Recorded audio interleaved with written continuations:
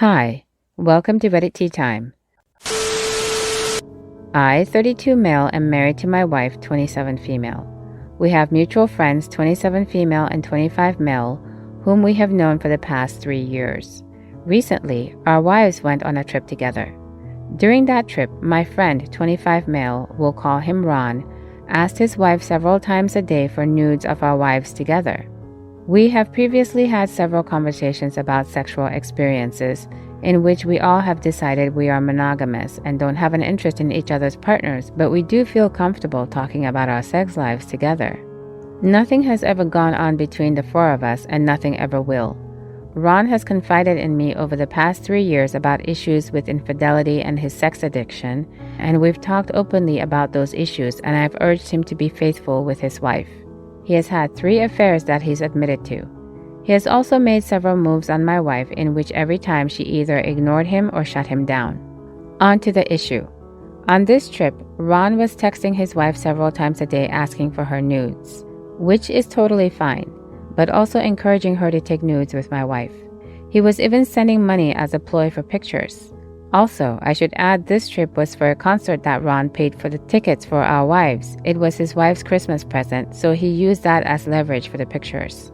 My wife felt obligated to send a nude after Ron sent money to his wife to pay for something for my wife. The moment she sent it, she texted me and told me the whole story and how she felt uncomfortable.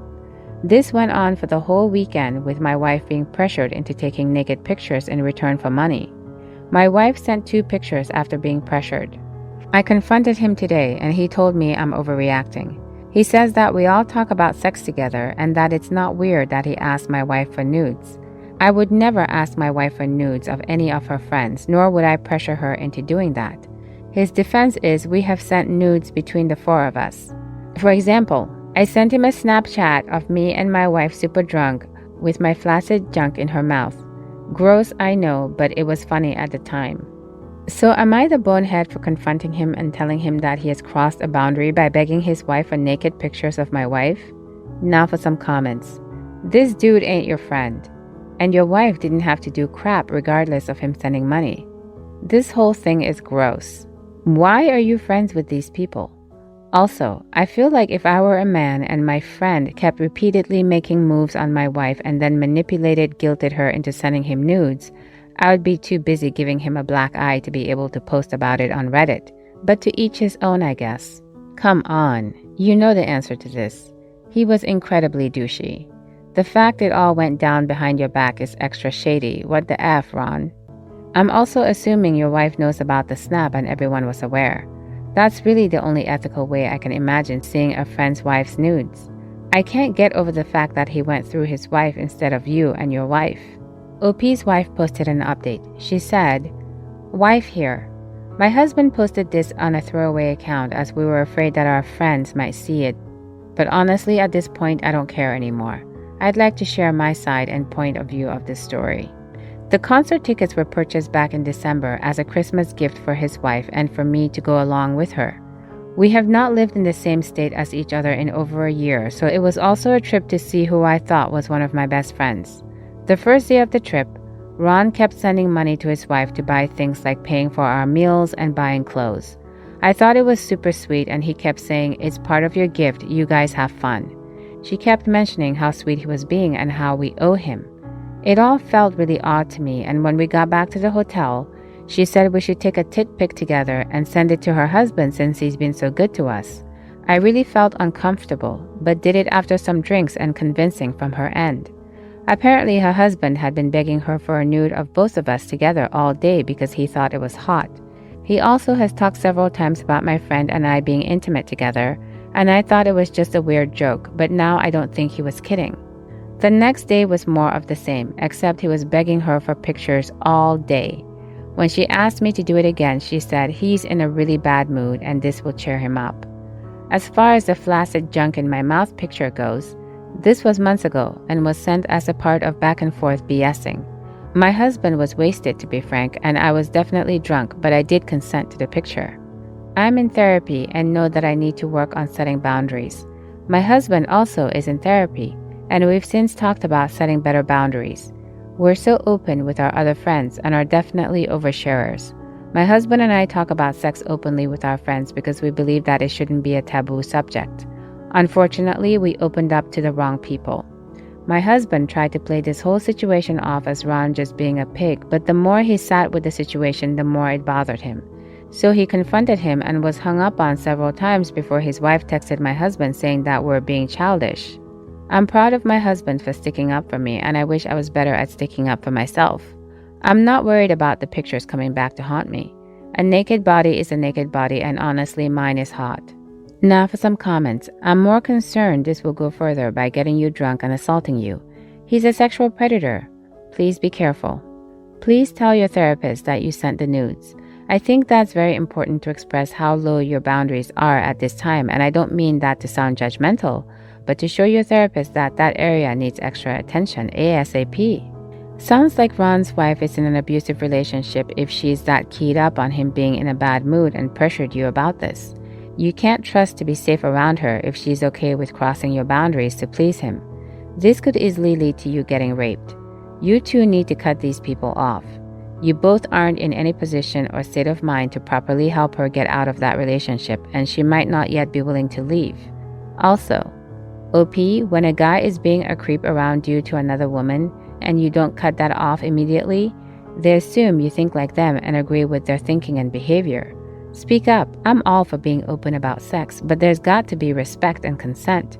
This Ron bloke shows all the classic red flags of a rapist.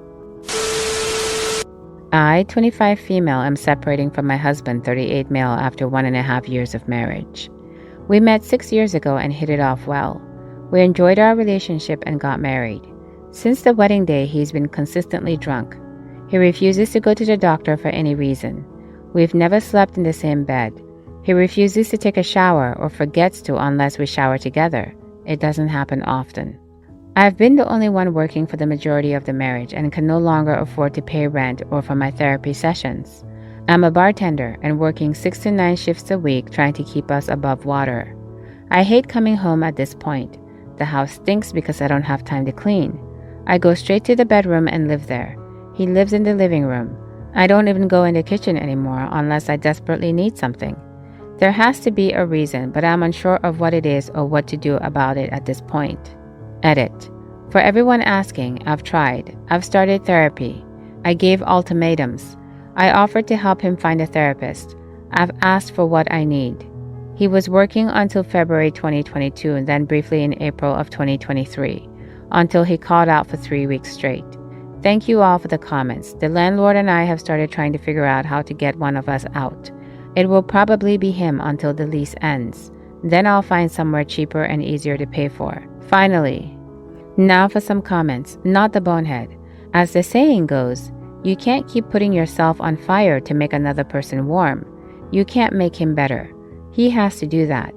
I would leave too. Not the bonehead. He was 32 when you met and he got what he wanted. He wanted a woman, a teenager that didn't have the experience to call him out on his lack of maturity and effort. I'm surprised he managed a decent enough facade for the first 4.5 years that you actually married him. Cut him loose. Just don't be surprised when you see him stalking high schools for his new wife. The first sentence of your second paragraph tells me everything. I would run like hell. You'll never win against alcohol, but I suspect you already know this. Run. Your soon-to-be ex will only get help if and when he wants it. Don't waste your life waiting. I need to give some background information so you can understand it better. When I was pregnant with my daughter, I had some major health issues during the pregnancy. The morning sickness was just awful. I was throwing up everything all the time. I had awful headaches all the time, and the doctor said it was best for me to not have any more kids after my daughter. During that time, my sister asked me if I could be a surrogate after I gave birth to my daughter, but I told her the risk and she completely understood at the time. A few months later, I found that I was pregnant and went to my doctor to see if it was okay to keep the baby. My doctor told me that there would be some risk of me having bad health problems during and after my pregnancy. I was told the best option to keep me healthy is to get an abortion. I told my sister this and she was pissed. She told me I was being selfish, saying that I just didn't want to do it because I didn't want to see her with another child. I was heartbroken from this. I'm not even sure where this came from. I've always wanted to see her with a happy family. I would never want her to not experience motherhood. She told my whole family that I got an abortion. My whole family is calling me a witch and saying that I'm selfish. They're saying that I could have taken the risk and I'm sure I would have been fine. I'm not sure how I'm the bonehead for wanting to put my health first. I don't know what to do at this point. I'm literally crying while writing this. My whole family is against me. The only person that's standing by my side now is my husband. I'm not sure what to do, and I'm seriously feeling like I'm not the bonehead. So am I the bonehead? Not the bonehead. Your body is not hers to use. Not the bonehead. You have serious health concerns and are in no way being selfish. It's not your responsibility to be an incubator for your sister. Not the bonehead, not at all. Your health is at risk. You would be crazy to risk your health for your selfish narcissistic sister to have a child. And given the way she's treating you and reacting, she would make a terrible parent.